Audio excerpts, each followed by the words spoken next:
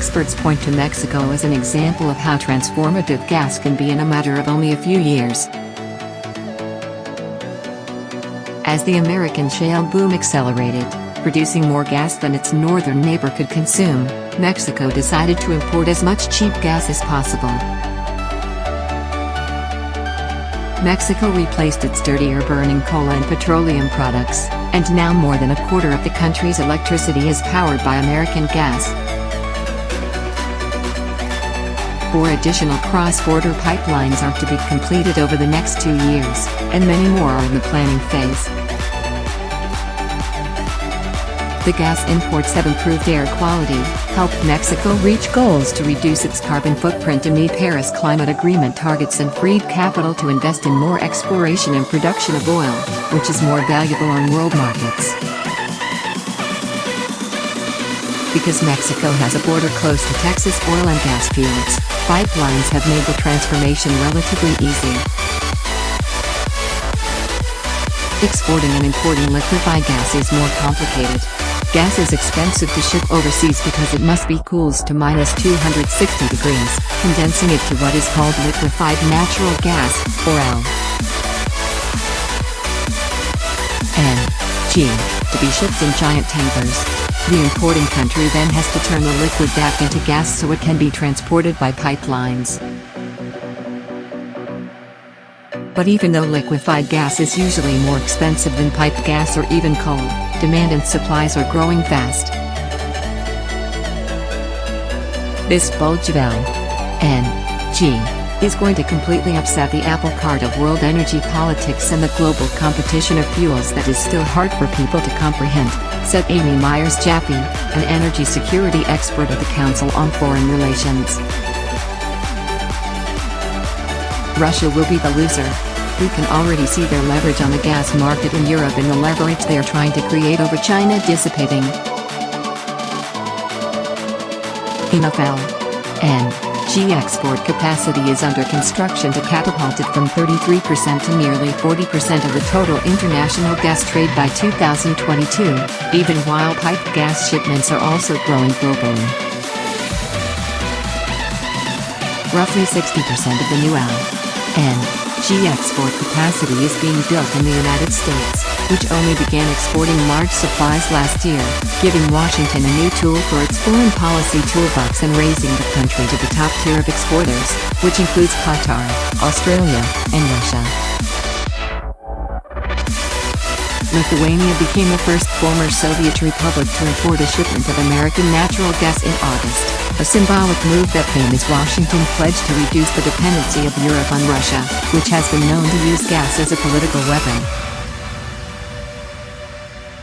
The Lithuania shipment came only a month after Poland became the first Eastern European country to import American gas. Russia has already been forced to lower its gas prices to Europe in an attempt to diminish European thirst for American gas. That effort has cost Russian companies revenues and made expansion of LNG facilities in the Arctic less economically feasible.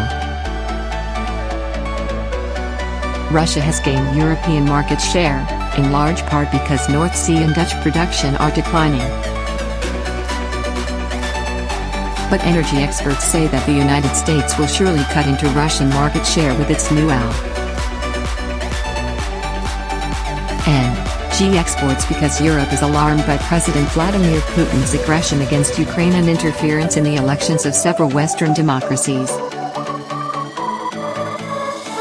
There are few ways to punish Russia more than reducing its energy revenues, which account for nearly half of the Kremlin's budget and spreads political benefits to President Putin's powerful cronies.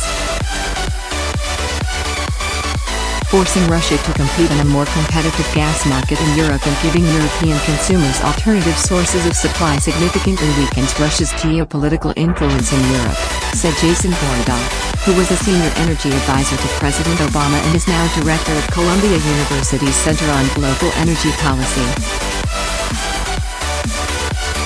The transition of the U.S. to one of the world's largest gas exporters has very significant economic, environmental and geopolitical implications. Europeans tend to be suspicious of hydrocarbons like gas, and especially the hydraulic fracturing methods that coax gas from hard shale rock, much preferring renewables. Many skeptics in Europe and the United States note that the production and transport of gas can leak methane, a powerful greenhouse gas, making it less reliable as an environmental solution.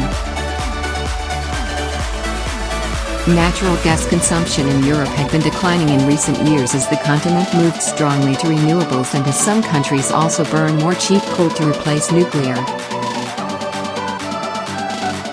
But demand for gas rebounded in 2015 and 2016, principally at the expense of coal. The United Kingdom may be leading the way, with carbon pricing and other policies designed to phase out coal power by 2025, thus giving gas a big opening. For most of the other big economies, gas is a supplement, especially in France when its nuclear plant fleet needs repairs as it did in 2016. German gas-fired power plants that were dormant in 2015 have come back on. Oil company executives with a stake in natural gas say gas is a perfect complement to Europe's push for renewable energy, by maintaining power when the sun does not shine or the wind does not blow.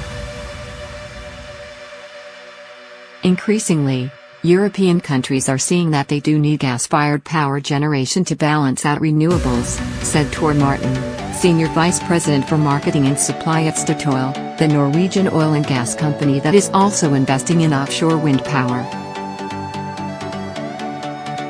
The biggest increase in demand for liquefied natural gas will come from China and India, as their growing middle classes demand more power and as their industries grow.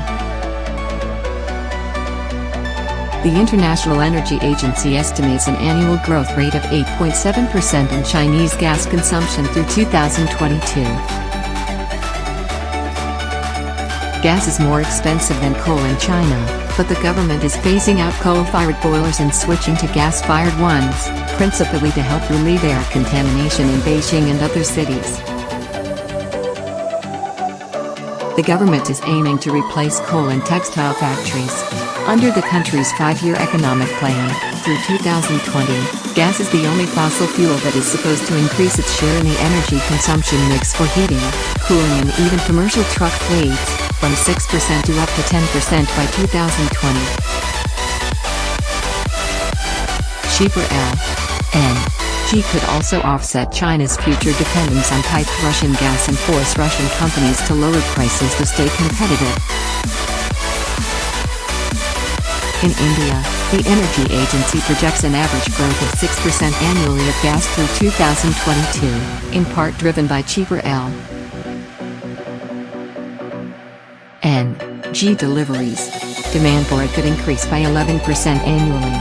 In many cases, the increased use of gas, particularly in some of the importing markets in Asia, has the potential to displace coal, so it can play a very positive role in mitigating the growth of emissions, said Tim Gould, a senior energy analyst at the Energy Agency.